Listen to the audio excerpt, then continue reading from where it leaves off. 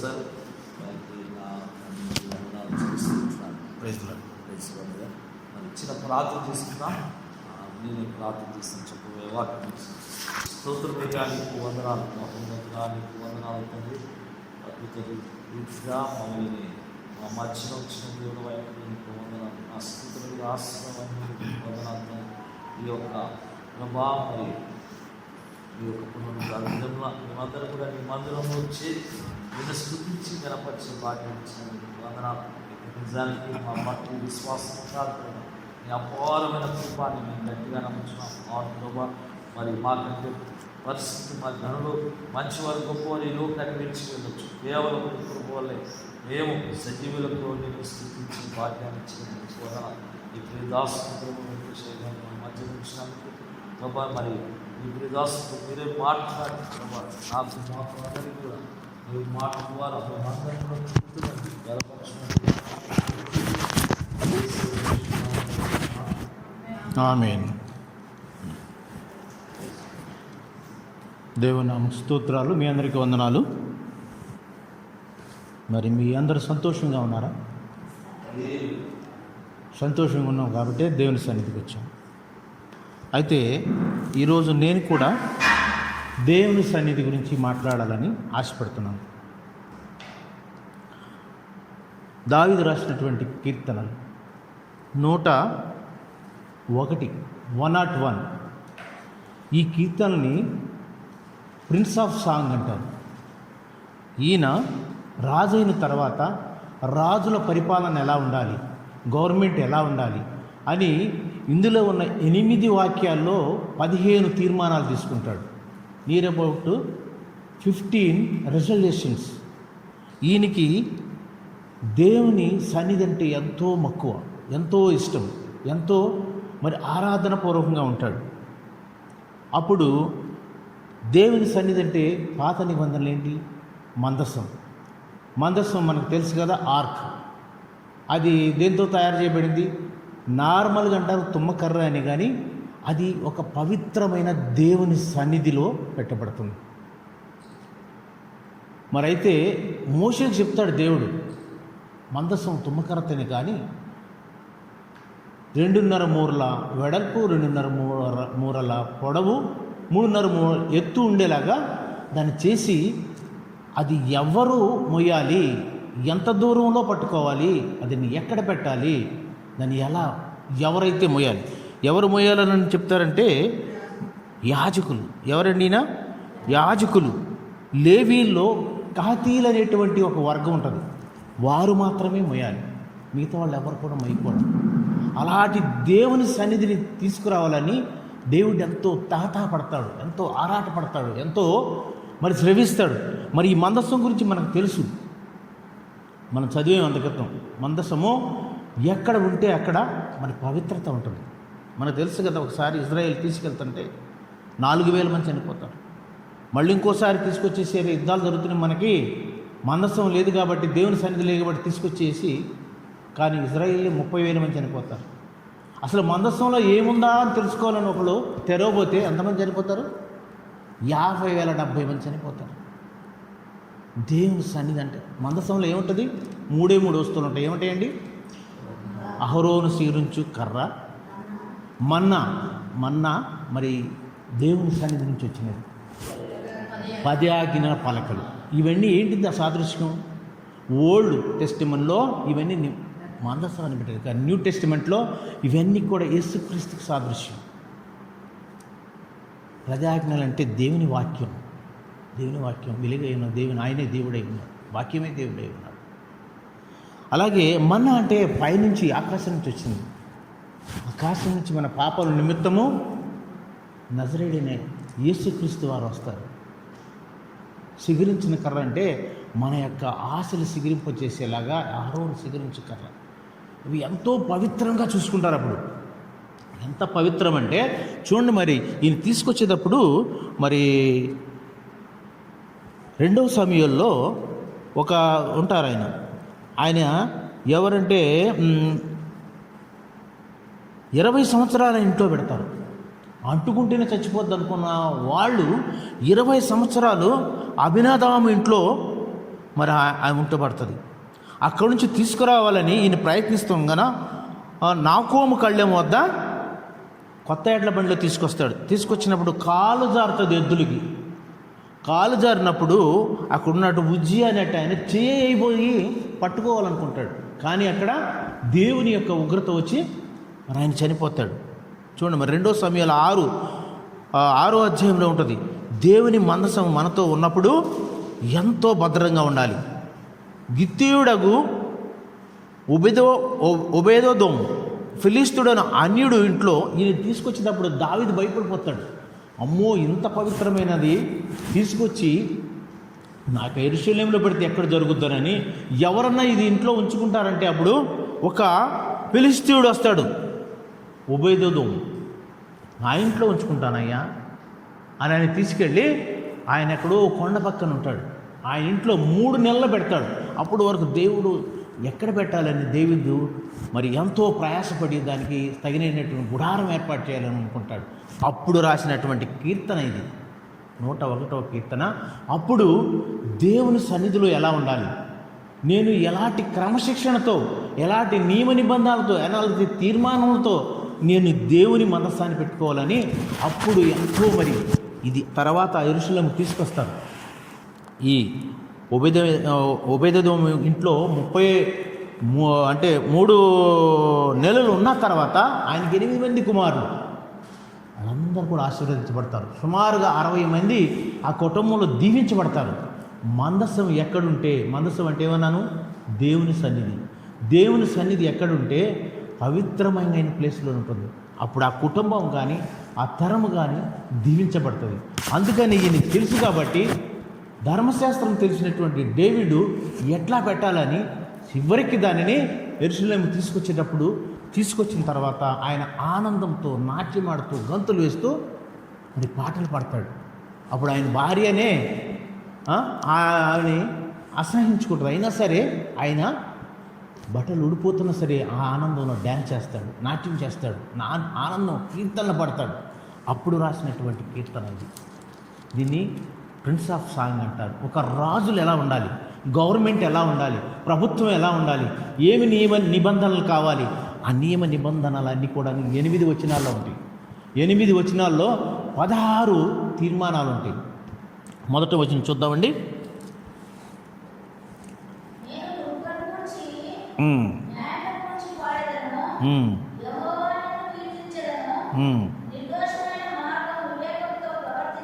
చాలమ్మ, చాలు చూడండి. నేను కృపను గూర్చి న్యాయమును గూర్చి పాడేదాను. కృప ఇంతకుముందు కూడా చూసుకున్నాం కదా మనం. ఆయన కృప నిరంతరం ఉండదు. ఆయన కృప జీవము కంటే ఉత్తమైనది. ఆయన కృప, ఆయన న్యాయం మనకు ఉండాలని ఆయన ప్రయాసపడుతున్నాడు. కృప న్యాయంతో ఉన్నప్పుడు మాత్రమే ఈ యొక్క న్యాయం మనకు తెలుసు కదా. న్యాయం అంటే చట్టం అంటే మనకు తెలుసు. మన ఆంధ్రప్రదేశ్లోనే చట్టం ఒకటి ఉంది. చట్టం మారదు ఎప్పటికీ, కానీ తీర్మానాలు, తీర్పులు, డెసిషన్ మారుతాయి. ఒకప్పుడు ఆ చట్టంలో ఉన్నటువంటి న్యాయాధిపతులే ఒక చీఫ్ మినిస్టర్ని కొన్ని సంవత్సరాలు జైల్లో పెట్టారు. అదే చట్టము ఇంకొక చీఫ్ మినిస్టర్ని తీసుకెళ్ళి మరి ఇప్పుడు జైల్లో పెట్టారు. న్యాయం అనేది, చట్టం అనేది దేవునికి సంబంధించింది, కానీ డెసిషన్ తీసుకునేది వీళ్ళు మాత్రం. కానీ మనం ఎలా ఉండాలి? అందుకని ఇక్కడ చాలా క్లియర్గా రాసి ఉంది. ఏమని రాసి ఉంటుంది? నేను కృపయు న్యాయమును గూర్చి పాడేదాను. ఇది ఒక తీర్మానం. ఈయన తీసుకున్న రిజల్యూషన్లో మొట్టమొదటిది ఏంటంటే, నేను కృపను విడను, న్యాయమును వదలను. అట్టి న్యాయ కృపలతో చేస్తేనే ఆ యొక్క ఇశ్రాయేలుకినా ఎన్ని సంవత్సరాలు ఉన్నాడండి? 40 సంవత్సరాలు రాజుగా ఉన్నాడు. ఈయన స్థితి ఏంటి? గొర్రెల దొడ్డ నుండి పెద్ద రాజు వరకు వెళ్ళాడు. ఎలా వెళ్ళగలిగాడు? ఆయన కృప. చూడ, అడవిలో ఉన్నప్పుడు ఎట్లాగా ఆయన ఎప్పుడు కూడాను స్తుతిస్తూ, కీర్తిస్తూ, ఆరాధిస్తూ మరి ఆయన ఒక టాలెంట్ ఉంది. మంచిగా పాటలు పాడతాడు, మంచిగా వాయిద్యాలు వేస్తాడు. అందుకని ఆయన కృపను వీడలేనప్పుడు న్యాయ నిబంధనలతో ఉన్నాడు. కాబట్టే ఈయన గొర్రెలు కాసుకునేవాడు ఎక్కడి వరకు వచ్చాడు? ఒక రాజు వరకు వచ్చాడు. ఆయన కృప మరి ఆయన న్యాయమును వీడనంటున్నాడు. అందుకని దాని గురించి పాడతానంటున్నాడు. రెండవదిగా అదే వాక్యంలో ఉంటుంది రెండవ పాటు, యెహోవా నిన్ను కీర్తించేదని. ఇక్కడ చూడండి,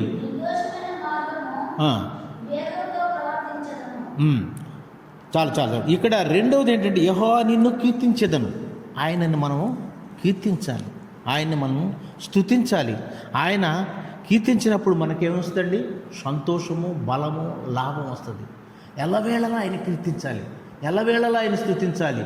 ఆయన కృపామయుడు కాబట్టి ఆయనని ఎప్పుడు కూడా, ఈయన దేవుడు ఏం చేస్తాడు? ఈయన బలం ఎంత, ఈయనెంత?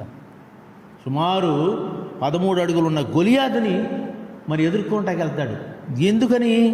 ఈయన ఎప్పుడు కూడాను దేవుణ్ణి కీర్తిస్తుంటాడు, దేవుని స్తుతిస్తూ ఉంటాడు, దేవుణ్ణి ఎరిగినవాడు కాబట్టి మరి ఆయనకి ఎక్కడి నుంచి వస్తుంది ఇది? ఆనాడు నేను అడవిలో సింహాన్ని మరి పట్టుకుని చీల్చేసాను, ఎలుగుబంటును చంపేస్తానే, అలాంటి ధైర్యం దాన్ని నెమరు వేసుకుంటూ మరి చూస్తే ఆయన కీర్తిస్తుంటాడు. నేను ఆయన చంపలేనా? ఆనాడు మరి నాకు యుద్ధం చేసినటువంటి యెహోవా దేవుడు ఈనాడు నాతో ఉండడా అని ఎళవేళలో ఆయన ఏం చేస్తాడంటే స్తుతిస్తూ ఉంటాడు, ఆరాధిస్తూ ఉంటాడు, కీర్తనలు పాడతాడు. చూడు, మనం కూడా ప్రార్థన మొదలయ్యేటప్పుడు ఎంతసేపు స్తుతిస్తాం, ఎంతసేపు కీర్తనలు పాడతాం. మన ఆయన స్తుతించటం, ఆయన కీర్తించటం, ఆయన ఆరాధించటం, ఈ నియమ నిబంధనలు రాసుకున్నప్పుడు రెండవ రెవల్యూషన్గా ప్రతి ఒక్కరూ ఆయనని నిత్యము స్తుతిస్తూ కీర్తిస్తూ ఉండాలి, నిత్యము. ఎందుకంటే ఆయన స్తుతికి అర్హుడు, ఆయన పరిశుద్ధుడు, ఆయన దేవాది దేవుడు. అలాంటి మందసమును తీసుకొచ్చేసి ఈ సన్నిధిలో పెట్టుకోవాలంటే మందసం వచ్చిన తర్వాత నేను ఏమి జాగ్రత్తలతో ఉండాలి, ఏమి నియమ నిబంధనలతో ఉండాలి, ఎలాంటి రిజల్యూషన్ తీసుకోవాలి, తీర్మానాలు తీసుకోవాలి. పరిశుద్ధంగా లేకపోతే పరిశుద్ధ స్థలంలోనే ఉంటారు ఆయన, పరిశుద్ధ స్థలంలోనే. మరి చూడండి, మరి ఎక్కడ ఏం దేవత అని చోట తీసుకెళ్ళిపోతే ఎక్కడ పెడతారు? గాదోను దేవత ఎవరవి? అక్కడికి గాదోనులో తీసుకెళ్ళినప్పుడు ఆ దేవత పెడితే ఏమవుతుంది? ఒకరోజు చెయ్యి ఇరిగిపోతుంది, ఇంకో రోజు తలపడిపోతుంది. ఎందుకంటే ఇది పరిశుద్ధ స్థలంలో ఘనుడైనటువంటి దేవుని యొక్క సన్నిధి. ఆయన సన్నిధిలో చూడండి, ఆయన ఉజియా అయ్యో పడిపోతుందేమని పాపం జాలి కలిగి పట్టుకోబోయాడు. ఆయన దేవుని యొక్క ఉగ్రత వస్తుంది. మరి చూడండి, ఈయన అనుకుంటాడు 20 సంవత్సరాలు వీళ్ళింట్లోని వీళ్ళ తండ్రి దగ్గరే ఉంటుంది, కుమారునిచ్చి పంపిస్తాడు. ఆయన దేవుని సన్నిధి అంటే మరి మర్యాదగా ప్రవర్తన మార్చుకుని మరి ఆయన స్థితించుట. రెండవదిగా ఏం చూసామండి? నిన్ను నేను నిత్యము కీర్తించేదను. మూడవదిగా అదే 2వ అధ్యాయం దాడు చదివే రామగారు, నిర్దోష మార్గమున వివేక ప్రవర్తన. చూడండి, నిర్దోష మార్గం, దోషము లేనటువంటి, పాపము లేనటువంటి, మూర్ఖత్వము లేనటువంటి మార్గం కావాలి. నిర్దోష మార్గమున వివేకముతో నేను ప్రవర్తిస్తాను. వివేకం కలిగి ఏమి దోషము ఏమి పాపము లేకుండా నీవు ఎప్పుడూను నా యొద్దకు వచ్చిదవు. తర్వాత ఇక్కడేంటి, ఈయన ఏమంటున్నారు? ఎలాంటి నిర్దోషం లేకుండా, ఎలాంటి పాపం లేకుండా నేను నీ సన్నిధిన నేను ఉంటాను. ఇది ఒక నియమ నిబంధన. ఆయన ఒక నియమ నిబంధన చేసుకుని ఒక తీర్మానం చేసుకున్నాడు, ప్రభువా నీ సన్నిధిలో నేను దోషం లేకుండా పాపం లేకుండా ఉంటానని. అదేది 4వ తీర్మానము, నా ఇంట యథార్థత. నా ఇంట నా యథార్థత, నా ఇంట నేను యథార్థంగా ఉంటాను. మన ఇంట మనం ఎలా ఉంటున్నాం? మనం చూస్తే ఇంట్లో ఒకలాగా ఉంటాము, చర్చిలో ఒకలాగా ఉంటాము, బయటికి వెళ్తే ఒకలాగా ఉంటాం. మన మాటలు ఇంట్లోలాగా ఒకలాగా ఉంటాయి, మరి బయట ఒకలాగా. ఇంట ఎలా ఉంది? మన ఇంట్లో మరి ఫ్యామిలీ ప్రేయర్ ఉంటుందా? ఫ్యామిలీలో రిలేషన్స్ ఉంటున్నాయా? మరి నీ తల్లిదండ్రులతో నువ్వు సమాధానపడి ఉంటున్నావా? నీ భార్యతో నువ్వు సమాధానపడి ఉంటున్నావా? ఇంట నేను ఎలా అంటున్నాడైనా 4వది, నిర్దోష మార్గముతో వివేకము. తర్వాత నా ఇంట యథార్థ హృదయం నేను నడుచుకుంటాను దేవా. తర్వాత నా కనుల ఎదుట నేను ఏ దుష్కార్యమును ఉంచుకొనను. నా కనుల ఎదుట ఎలాంటి దుష్కార్యములు, చెడు. మన కన్నులు ఏంటండి? తెల్లారు లేస్తే మొబైల్కి వెళ్ళిపోతుంది, నాకేమి నోటిఫికేషన్లు వచ్చినాయి, నన్ను ఎవరు లైక్ చేస్తున్నారు, మరి నన్ను ఎంతమంది వాట్సాప్లో వాట్సాప్ స్టేటస్లు పెట్టారు.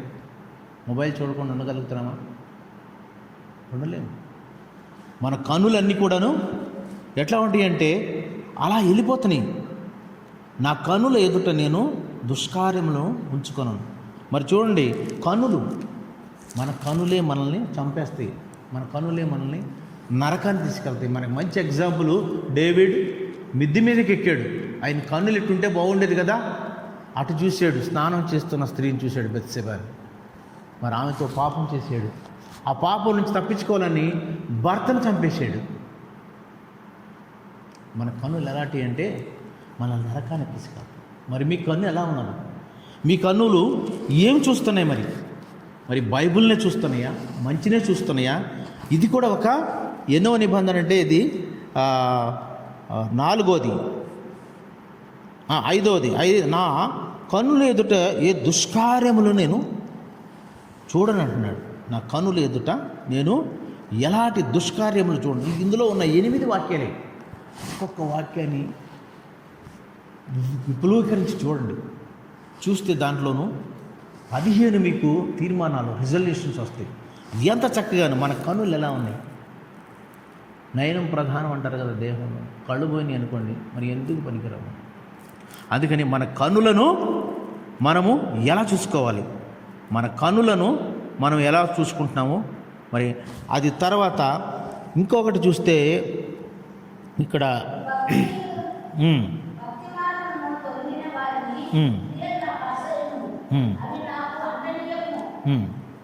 ఇది చూడండి, భక్తి మార్గం, ఇది 6వది 3వ వచనంలో ఉంటుంది. భక్తి మార్గంలో తొలగిపోనీయకుండా చూసుకోవాలి. భక్తి మార్గం, మన భక్తి ఎలా ఉన్నది మనం పరీక్షించుకోవాలి.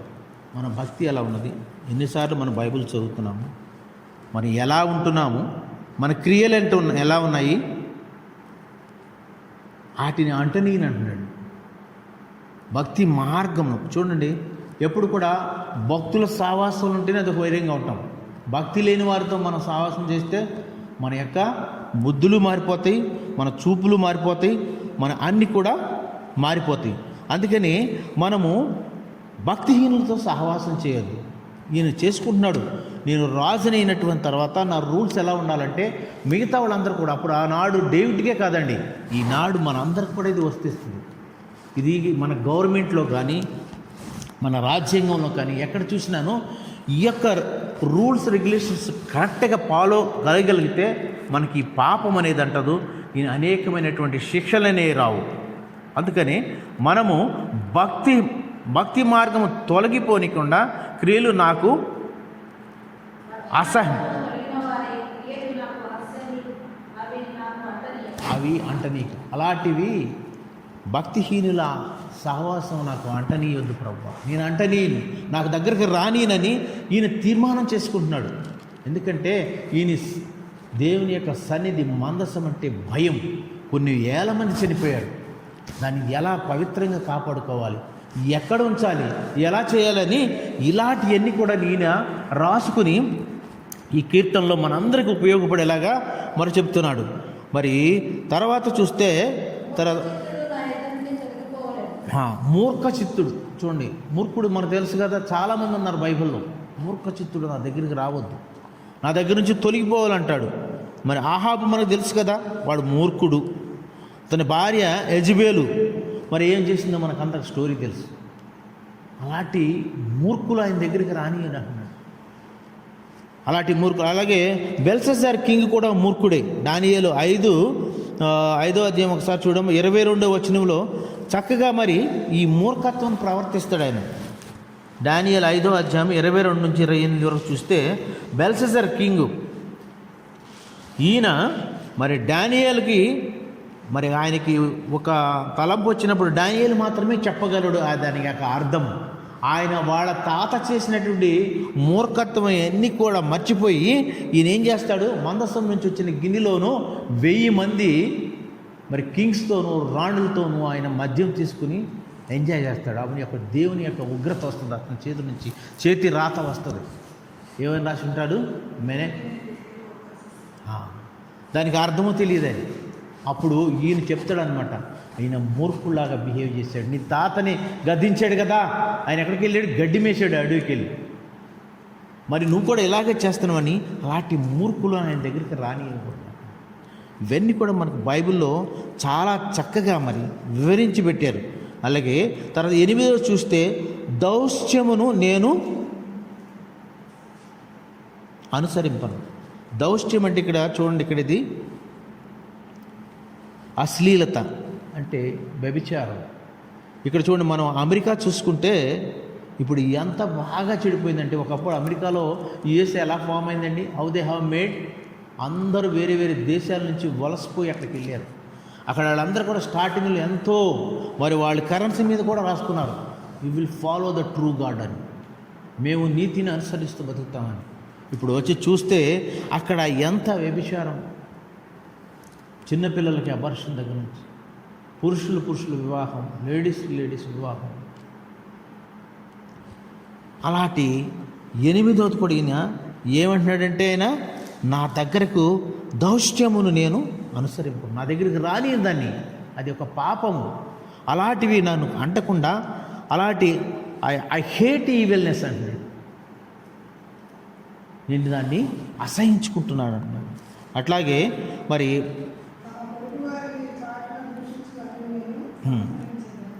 చూడండి, తన పొరుగు వారిని దూషించి, మనం మరి ఎలా ఉంది, మన ఇరుగు పొరుగు వాళ్ళతో ఏమనంటే మన వాళ్ళు ఒకటంటే రెండు అలానే చూస్తాం మనం. అలాంటివి కాకుండా వాళ్ళని ఇంట్లో కూడా మరి దూషించకూడదు అంటున్నారు. ఇలాంటి అహంకారంతో మరి పొగరుతో ఉన్నవాళ్ళు ఈజిప్టులు కానీ, అషూరియలు కానీ, పారసీకులు కానీ, బబులోను, వీళ్ళంతా ఏమైందండి? రోములు. నేను అని అహంకారంగా ఉన్నవాళ్ళు, దౌర్జన్యంతో ఉన్నవాళ్ళు, వాళ్ళంతా కూడాను ఆ కోపతాపాలతో మరి నాశనం అయిపోయారు. అలెగ్జాండర్ మనకు తెలుసు, కింగ్, రాజ్యాన్ని దేనిచేసి వచ్చాడు. నాది నాకు అనుకున్నాడు, నాది నాకు అనుకున్నవాడు ఎప్పుడు కూడా పతనం అయిపోతాడు. వాళ్ళకి అట్టి మరి పొరుగు రాజ్యాలను జయించాలని, పక్క రాజ్యాలను జయించాలని ఆకాంక్ష ఉన్నవాడు ఎప్పటికీ పైకి రారు. అలాగే మనం ఇంకోటి 10వ చూస్తే మరి అది చూడండి, 5వ అధ్యాయంలో అహంకార దృష్టి గలవారి 5వ అధ్యాయం చూడమ్మా.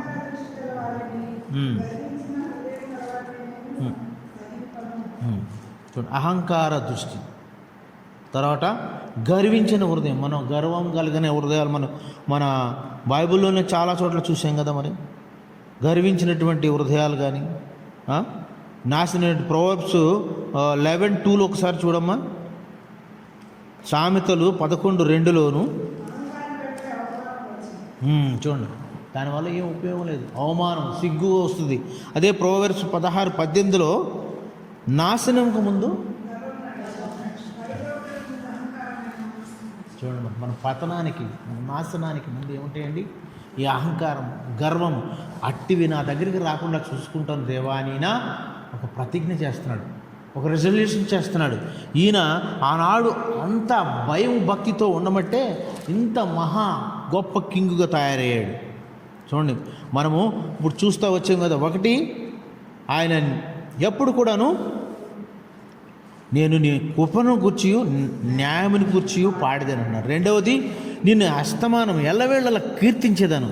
మూడవది, నిర్దోషముల మార్గం వివేకముతో ప్రవర్తిస్తానంటున్నాడు.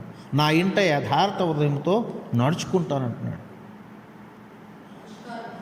దుష్కార్యములు రానికుండా. చూడండి ఎంత మంచి ఈ ఉన్నవి 8 వాక్యాలే.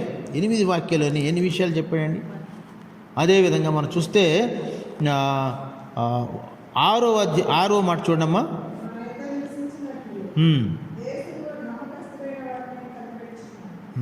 చూడండి, నమ్మకస్తులు అని తెలుసు కదా. ఈయనతో పాటు నమ్మకముగా ఉన్నాడు. గుర్తుందా మీకు?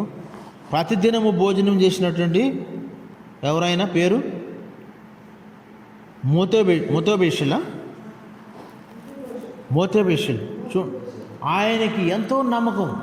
ఈయన రాజుగారి బల చుట్టూ భోజనం చేయటానికి ఆయన దగ్గరుంచుకున్నాడు.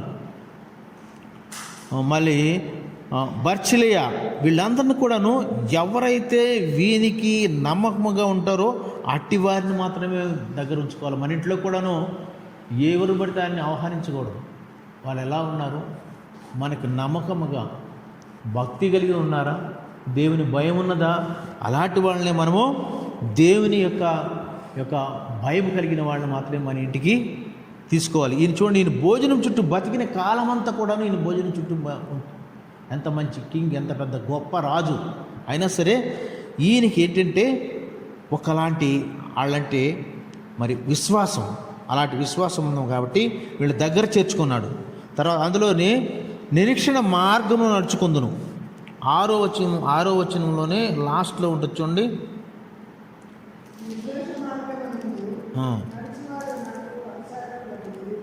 7లో మోసము చేయవారు నా ఇంట రారు. 8వ చూడండి ఒకసారి. యెహోవా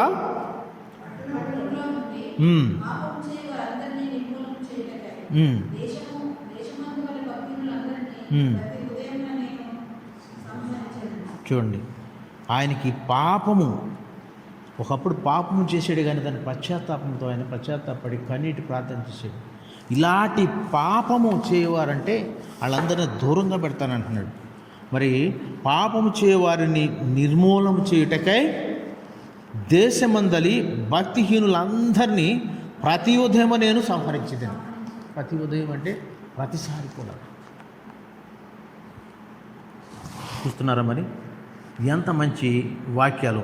పాపం అనేది విడిచిపెట్టేసి నీతిగా మరి భక్తిహీనుల దగ్గరికి వెళ్ళకుండా ఈయనకీనే సెట్ చేసుకున్నటువంటి ఒక రూల్స్ రెగ్యులేషన్స్ ఆనాడే మరి ఇవన్నీ కూడా చాలా దేశాల్లో పాటిస్తున్నారు. ఇవన్నీ కూడాను చాలా దేశాల్లో ఈ రూల్స్ రెగ్యులేషన్స్ గవర్నమెంట్లో కూడా తీసుకొచ్చేసి ఈ నియమాలను పాటిస్తున్నారు. ఉన్నది చిన్న అధ్యాయమే కానీ 8 వచనాలే కానీ మరి మనసుకు తట్టేటువంటి అమూల్యమైనటువంటి రెజల్యూషన్స్ అవి కూడా మన జీవితంలో మనం అనుసరిస్తే మరి దేవుని సన్నిధిలో ఆ దేవుని సన్నిధి ఉన్నదాన్ని భయపడితే, ఇప్పుడు చూడండి ఆయన ఆనాడు ఆ మందసం అనేది ఉంది కాబట్టి భయముతో ఎంతో వణుకుతో మరి ఆనాడు ఎంతగానో భక్తిపూర్వకంగా ఉన్నబట్టి మంచి కింగ్ అయ్యాడు. ఆ మందసంలో ఉన్నటువంటి 3 సాదృశ్యమైనటువంటి మరి 10 ఆజ్ఞలు కానీ, మన్నా పాత్ర కానీ, అహరోను స్వీకరించు కర్ర కానీ ఈ అన్నిటికీ సాదృశ్యం యేసుక్రీస్తు వారు కొత్త నిబంధన. అందుకని యేసుక్రీస్తు వారిని మనం అనుసరించాలంటే ఈ బైబిల్ వాక్యం చదవండి. వాక్యమే దేవుడై ఉన్నాడు కాబట్టి ఆయన మరి వచ్చి 1000 ఏళ్ల పరిపాలన కూడా ఇవే ఉంటాయండి. దాన్ని దృష్టిలో పెట్టుకునే ఈ డేవిడ్ మహారాజు ఆనాడే రాశాడు, 1000 ఏళ్ల పరిపాలన రాబోతుంది, అప్పుడు కూడా ఇలాంటి నియమములు, ఇలాంటి రిజల్యూషన్, ఇలాంటి డెసిషన్లు తీసుకుని నీతిగా బ్రతికిన వాళ్ళు మాత్రమే దేవునికి సన్నిధిలో ఉంటారు. ఈ కొద్ది మాటలు దేవుడు దీవించుగాక.